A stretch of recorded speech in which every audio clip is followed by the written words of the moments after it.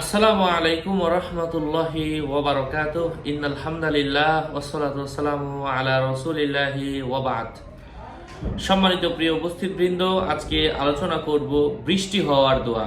কিছু কিছু মুহূর্ত থাকে যে মুহূর্তে বৃষ্টি হতে অনেক দেরি হয়। তো বৃষ্টি হওয়ার জন্য যে আমলটা আজকে শেয়ার করব, এই আমলটা কোনো ব্যক্তি অথবা ওই এলাকার মধ্য থেকে একজনও যদি করে, আল্লাহ সুবহানাহু ওয়া তাআলার গায়বী এবং বিশেষ রহমত যদি হয়, আল্লাহ পাক ওই এলাকার মধ্যে বৃষ্টি দান করবেন। বৃষ্টি এটা আল্লাহ পাকের পক্ষ থেকে রহমত, বৃষ্টি আল্লাহ পাকের পক্ষ থেকে বরকত। আল্লাহর উপর ইয়াকিন রেখে আমল করবেন।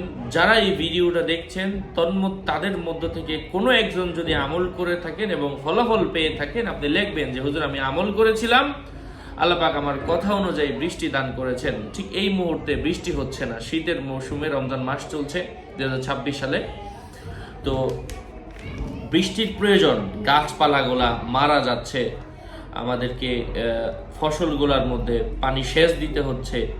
হ্যাঁ, তো এই জন্য আমরা বৃষ্টি হওয়ার আমলটা, বৃষ্টিটা অত্যন্ত জরুরি হয়ে পড়েছে গাছপালার জন্য। সেই আমলটা আমি বলে দিচ্ছি। আউযু বিল্লাহি মিনাশ শাইতানির রাজিম, বিসমিল্লাহির রহমানির রহিম। আলাম তারা আন্নাল্লাহা আনজালা মিনাস সামাই মাআন ফাতুসবিহাল আরদু মুখদাররা ইন্নাল্লাহা লাতীফুন খাবীর লাহু মা ফিস সামাওয়াতি ওয়া মা ফিল আরদ ওয়া ইন্নাল্লাহা লাহুয়াল গনিয়ুল হামিদ। আমরা ফরজ নামাজের পরে একবার করে পাঠ করব, ফজরের পরে একবার, যোহরের পরে একবার, আসরের পরে একবার, মাগরিবের পরে একবার, এশার পরে একবার, ঠিক একই নিয়মে 3 দিন পাঠ করব।